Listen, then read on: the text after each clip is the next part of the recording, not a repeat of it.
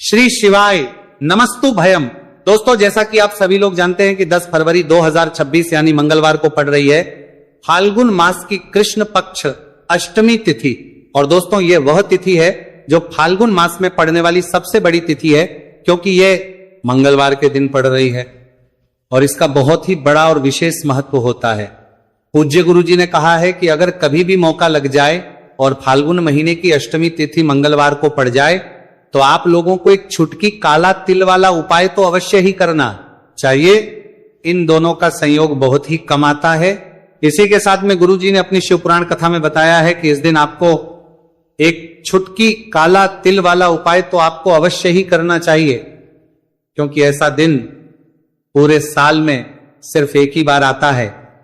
और दोस्तों, आप सभी लोग जानते हो कि मंगलवार अष्टमी तिथि का अगर सबसे बड़ा कोई उपाय है तो वह एक छुटकी काला तिल वाला उपाय है। तो दोस्तों, मंगलवार अष्टमी तिथि के दिन आप लोगों को इस एक छुटकी काला तिल वाला उपाय को जरूर करना है। बहुत सारे लोग होंगे जिन लोगों ने इस उपाय को ना किया हो, मतलब पूरा साल निकल गया, उन्होंने किसी भी दिन इस छुटकी काला तिल वाला उपाय को ना किया हो। पर दोस्तों, आपके पास एक आखिरी मौका बचा हुआ है, जो कि 10 फरवरी मंगलवार अष्टमी तिथि के दिन है। इस दिन आप लोगों को इस वाले उपाय को जरूर कर लेना है। भले ही आपने पूरे महीने भर इस उपाय को ना किया हो, पर अगर आपने इस महीने के मंगलवार अष्टमी तिथि के दिन अगर इस वाले उपाय को कर लिया तो आपको इस उपाय को करने का वह फल मिलेगा जिसकी आपने कभी कल्पना भी नहीं करी होगी। इसीलिए आप लोग इस वाले उपाय को एक बार जरूर कर लेना है, ताकि आप लोगों के हाथ से ये मौका ना जा सके और आपको इस उपाय को करने का फल मिल सके। दोस्तों, यह उपाय पंडित जी ने अपनी अभी की ही श्री शिव महापुराण की कथा में बताया है। उपाय को आज हम आपको बहुत अच्छे से समझाने वाले हैं। इस वीडियो को देखने के बाद इस उपाय को समझने के लिए आपको कोई और वीडियो को देखने की जरूरत नहीं पड़ेगी। तो चलिए दोस्तों, उपाय को शुरू करते हैं। देखिए, ये इस फाल्गुन महीने के मंगलवार अष्टमी तिथि के दिन ये इतना खास होता है, इतना महत्वपूर्ण होता है, देखा गया है। कभी कभी बड़े बड़े पूजा पाठ अनुष्ठान से जो मनोकामना पूर्ण नहीं होते, वो फाल्गुन महीने की मंगलवार अष्टमी तिथि के दिन एक छोटे से उपाय करने से ही आपकी मनोकामना पूर्ण हो है। और बहुत सारे लोगों ने इस उपाय को किया भी है और उनको इस उपाय को करने का फल भी जरूर मिला है। अगर आप लोग भी इस उपाय को करना चाहते हैं तो आप इस उपाय को पहले अच्छे से समझ लेना, सुन लेना, उसके बाद करना, आपको इस उपाय का फल जरूर मिलेगा। और इस उपाय को कर लेने से आपके घर में चाहे किसी भी प्रकार की दोहक और समस्या क्यों ना चल रही हो, आपको उसका कारण भी नहीं पता है कि भाई ये समस्या किस कारण से चल रही, उसका कुछ भी कारण हो सकता है, जैसे पितृदोष हो सकता है या किसी भी तरह का मंगल दोष भी हो सकता है। तो इस दिन आप लोगों को ये वाला उपाय कर लेना है। ये एक ऐसा उपाय है जिस उपाय को अगर किसी विशेष दिन पर किया जाए तो भाई उस विशेष दिन का जो है वो तो हमें मिलता ही मिलता है, पर हमने उस दिन पर इस उपाय को किया है तो हमें उससे भी बड़ा फल मिलता है, और फल बहुत जल्दी मिलता है, क्योंकि आप इस उपाय को बहुत ही बड़े और विशेष दिन पर रहे हो। तो चलिए अब उपाय के बारे में बात करते हैं, लेकिन उससे पहले आप लोगों को यह जानना आवश्यक है कि आखिर ये उपाय किस समय करना है, किसको करना है और कैसे करना है। तो चलिए हम आगे आपको वीडियो में एक एक करके बता देते हैं। लेकिन उससे पहले अगर आप लोग हमारे चैनल पर पहली बार आए हैं या फिर मेरी आवाज आज पहली बार सुन रहे हैं तो हमारे चैनल को सब्सक्राइब जरूर कर लेना और इस वीडियो को लाइक करके कमेंट बॉक्स में श्री शिवाय नमस्तु भयम ओम नमः शिवाय जरूर टाइप कर देना। तो दोस्तों, इस एक छुटकी काला तिल वाला उपाय को हमें इस मंगलवार अष्टमी तिथि के दिन कैसे करना है, किसको करना है, किस समय करना है और कहां पर करना है, ये सारे सवालों के जवाब आपको इस वीडियो में मिल जाएंगे। और जो ये वीडियो देखेगा भाई, उसको एक छुटकी काला तिल वाला उपाय जरूर करना चाहिए, क्योंकि इस दिन काला तिल का भी बहुत ही बड़ा और विशेष महत्व होता है। और बात आ जाए एक छुटकी काला तिल वाला उपाय की, तो ये सोने पे सुहागा वाली बात हो जाती है और ये एक बहुत ही बड़ा उपाय हो जाता है इस मंगलवार अष्टमी तिथि का। तो अब दोस्तों, इस एक छुटकी काला तिल वाला उपाय को आखिर करना किसको है, सबसे पहले हम लोग वो बात जान लेते हैं। तो देखो, घर की जो बड़ी माताएं बहनें होती हैं, उन माताओं बहनों में से कोई भी एक बड़ी माता बहन इस वाले उपाय को कर सकती है। और दोस्तों, अगर आप तो अपने घर में से सभी सदस्यों को भी इस उपाय को करवा सकते हैं। अगर किसी व्यक्ति की खुद की कोई मनोकामना है, खुद की कोई दुख और परेशानी है, जो कि वो अपने लिए ही करना चाहता है इस वाले उपाय को, तो वो खुद अपने लिए भी कर सकता है। बाकी अगर कोई घर में से ऐसा है जो कि अपने पूरे घर परिवार की सुख और शांति के लिए ये वाला उपाय करना चाहता है तो भाई वो भी कर सकता है, उसमें भी कोई दिक्कत वाली बात नहीं है। कहने का मतलब है कि इस उपाय को हर एक सदस्य भी कर सकता है और पूरे घर परिवार के सदस्य के लिए घर की बड़ी माताओं बहनों में से कोई एक माता बहन भी कर सकती है। माताएं बहनें अगर घर में उपस्थित ना हो या वो यह वाला उपाय ना कर पा रही हो तो फिर घर का कोई बड़ा सदस्य भी इस एक छुटकी काला तिल वाला उपाय को कर सकता है, चाहे फिर वो पुरुष ही क्यों ना हो, उसमें कोई भी दिक्कत वाली बात नहीं है। उसके बाद में दोस्तों जो अगला प्रश्न निकल आता है वो ये आता है इस उपाय को लेकर कि आखिर इस उपाय को हमें किस समय करना है, सुबह के समय करना है कि शाम के समय करना है। तो देखो इस वाले उपाय को आप लोग सुबह के समय भी कर सकते हो और शाम के समय प्रदोष काल में भी कर सकते हो। अब अगर आप पूछो कि भाई सबसे उत्तम समय कौन सा रहेगा इस एक छुटकी काला तिल वाला उपाय को करने का, तो हम आपसे बस यही कहेंगे कि इस उपाय को आप सुबह के समय करेंगे तो ज्यादा बेहतर होगा। बाकी अगर प्रदोष काल शाम के समय भी करेंगे तो भी अच्छा होगा, उसमें कोई भी दिक्कत वाली बात नहीं है। तो अब दोस्तों जो अगली सबसे बड़ी और महत्वपूर्ण बात आती है वही आती है कि सुबह अगर हम उपाय को करेंगे तो हमें कितने बजे से लेकर कितने बजे तक के बीच में करना है और शाम के समय प्रदोष काल में करेंगे तो हमें कितने बजे से लेकर कितने बजे के बीच में करना है। तो देखो सुबह जितनी जल्दी हो सके आप उपाय को करने की कोशिश करना कि अगर किसी कारणवश लेट भी हो जाओ, थोड़ी देर भी हो जाए तो 10 या 11 बजे तक भी आप उपाय कर लेना, पर 12 बजे से ज्यादा देरी ना हो, ठीक है, इस बात का ध्यान रखना। उसके बाद में दोस्तों अगर शाम के समय प्रदोष काल की बात करें, प्रदोष काल का जो समय है होता है वो शाम के 6 बजे से शुरू हो जाता है। मतलब शाम के 6 बजे से लेकर 7 बजे के बीच का जो समय होता है यह समय प्रदोष काल का समय होता है। तो आप उपाय को 7 या 8 बजे के बीच में भी कर सकते हो। मतलब शाम के 6 बजे से रात 8 बजे के बीच में आप कभी भी इस वाले उपाय को कर सकते हो, उसमें कोई भी दिक्कत वाली बात नहीं है। देखिए यदि आपके जीवन में संकट बहुत ही अधिक चल रहे हो, समस्याएं बहुत ही अधिक चल रही हो, एक एक रूप खर्च करने आपको बस ओढ़ रहा है, भूमि से जुड़ी हुई कोई भी समस्या हो या फिर आपके विवाह से जुड़ी हुई कोई भी समस्या हो या आपके व्यापार से जुड़ी हुई कोई भी समस्या हो, तो आपकी यह सारी समस्या इस मंगलवार अष्टमी तिथि के दिन समाप्त होने वाली है। तो चलिए दोस्तों जानते हैं उस विशेष उपाय के बारे में। देखिए इस वीडियो में हम पूज्य गुरुजी द्वारा बताए गए 3 बहुत ही चमत्कारिक उपायों के बारे में जानेंगे। देखिए ये जो उपाय है आपके जीवन से दुर्भाग्य का तो अंत करेंगे ही, साथ ही साथ यदि आपके जीवन में धन की समस्या चल रही है तो वह सभी भी आपकी समाप्त हो जाएंगी। देखिए गुरुजी ने बताया है कि जब भी मंगलवार अष्टमी तिथि का दिन पड़े तो हमें कर्ज मुक्ति के लिए कुछ उपाय करने चाहिए। इसी के साथ हमें धन प्राप्ति, भूमि से जुड़े कार्यों और विवाह के लिए भी उपाय करने चाहिए। तो चलिए दोस्तों जानते हैं गुरुजी द्वारा बताए गए सबसे पहले उपाय के बारे में।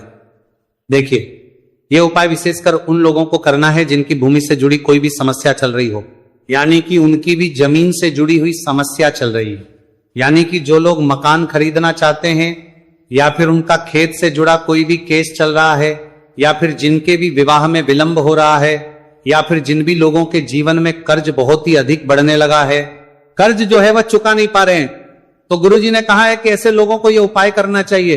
देखिए इस उपाय के लिए आपको थोड़े से काले तिल ले लेने हैं। देख आपको मात्र एक चुटकी काले तिल ले लेने हैं। इसी के साथ में आपको थोड़ा सा शहद ले लेना है। फिर सबसे अंत में आपको एक लोटा शुद्ध जल ले लेना है।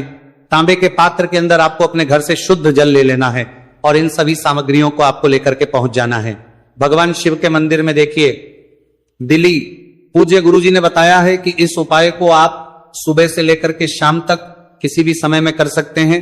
देखिए मंदिर पहुंचने के आप जो काले तिल लेकर के गए थे उनमें आपको थोड़ा सा शहद लगा लेना है। देखिए आप जो शहद लेकर के आए हैं उस शहद में आपको ये काले तिल अच्छे से डुबो देना है और शहद से युक्त ये जो काले तिल है इन्हें आपको शिवलिंग पर अर्पित कर देने हैं या फिर आपको शिवलिंग के चारों तरफ अच्छे से काले तिल का लेपन कर देना है। पूज्य गुरुजी ने बताया है कि लेपन करते समय यदि आपके जीवन में कर्ज से जुड़ी समस्याएं चल रही हैं, लेपन करते समय आपको आर्यन मुक्तेश्वर महादेव का स्मरण करना है या फिर आपके जीवन में विवाह से संबंधित या फिर जमीन से संबंधित कोई भी समस्या चल रही है तो फिर आपको मंगलेश्वर महादेव का स्मरण करना है। इसके बाद जो आप जल लेकर के आए हैं उसे आपको धीरे धीरे शिवलिंग पर अर्पित कर देना है तथा आपको लगातार शिव महापुराण के मूल मंत्र श्री शिवाय नमस्तु भयम इस मंत्र का जाप करते रहना है। पूज्य गुरुजी ने बताया है कि सिर्फ एक मंगलवार अष्टमी तिथि यह उपाय करके देखना और आप स्वयं देखेंगे कि 2 से 3 महीने के अंदर आपके जीवन से जुड़ी हुई जो भी समस्याएं हैं बस सभी समस्या बहुत ही जल्द महादेव की कृपा से दूर होने लगेगी। तो दोस्तों इस प्रकार से आपको यह पहला उपाय ना है। अब हम जानते हैं दूसरे विशेष उपाय के बारे में। देखिए इस उपाय के लिए आपको एक प्यारी सी बेलपत्र ले लेनी है। इसी के साथ में एक लोटा शुद्ध जल लेना है तांबे के पात्र के अंदर और इसी के साथ में आपको थोड़ा सा शहद ले लेना है। देखिए मंगलवार का दिन है और मंगलवार अष्टमी तिथि के दिन यदि हम शहद का उपाय करते हैं तो इससे महादेव हमसे बहुत ही अधिक प्रसन्न होकर के हमारी मनोकामना को परिपूर्ण करते हैं। देखिए दोस्तों यदि आपको बेलपत्र नहीं मिल पाती है तो आप भगवान शिव के शिवलिंग पर जो बेलपत्र छड़ी हुई वो होती है उसे शुद्ध जल से धो करके उसका उपयोग कर सकते हैं। तो इन सभी सामग्रियों को आपको भगवान शिव के मंदिर में लेकर के पहुंच जाना है। गुरुजी ने कहा है कि इस उपाय को भी आप सुबह से लेकर के शाम तक किसी भी समय में कर सकते हैं।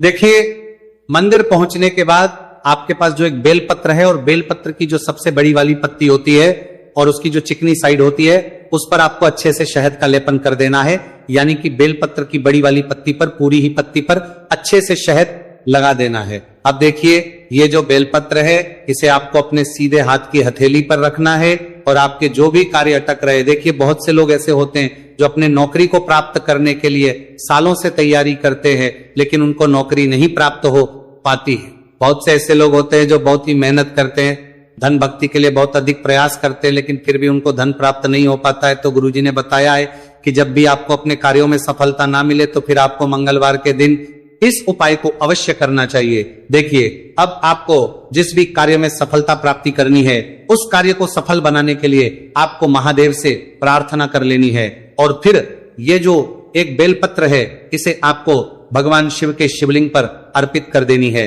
देखिए बेलपत्र की चिकनी साइड जिस पर आपने शहद लगाए हैं वह शिवलिंग से स्पर्श रहेगी और इसकी जो डंडी है वो आपको जलाधारी की ओर रखनी है। इस प्रकार से आपको यह बेलपत्र अर्पित कर देनी है। अब देखिए आप जो एक लोटा जल लेकर के आए हैं उसे आपको भगवान शिव के शिवलिंग पर धीरे धीरे अर्पित कर देना है। श्री शिवाय नमस्तु भयम इस मंत्र का जाप करते हुए देखिए जैसे ही यह जल शिवलिंग से होकर के जलाधारी की ओर बह करके आएगा तो इसे आपको थोड़ा सा अपने सीधे हाथ की हथेली में झेल लेना है। इस जल को आपको अपनी दोनों आंखों पर लगा लेना है और इस जल का थोड़ा सा छिड़काव आपको अपने शरीर पर कर लेना है। पूज्य गुरुजी ने बताया है कि जब भी हम मंगलवार के दिन शहद वाली बेलपत्र शिवलिंग पर अर्पित करते हैं तो इससे हमें महादेव हर कार्य में सफलता प्राप्त करवाते हैं। यदि हमें अपनी मेहनत करने के बावजूद भी पर्याप्त मात्रा में सफलता नहीं मिल पा रही है तो गुरुजी ने कहा है कि आपको मंगलवार अष्टमी तिथि के दिन यह चमत्कारिक उपाय अवश्य ही कर लेना है। अब दोस्तों हम जान लेते हैं गुरुजी द्वारा बताए गए तीसरे विशेष उपाय के बारे में। देखिए इस उपाय के लिए भी आपको मात्र 1 लोटा शुद्ध जल ले लेना है तांबे के पात्र के अंदर। फिर इसी के साथ में आपको एक प्यारी सी बेलपत्र ले लेनी है। बेलपत्र आपको ध्यान रखना है कि कैसे भी कटी हुई खंडित नहीं होनी चाहिए। अब देखिए मात्र 2 सामग्री लेकर के आपको भगवान शिव के मंदिर में पहुंच जाना है।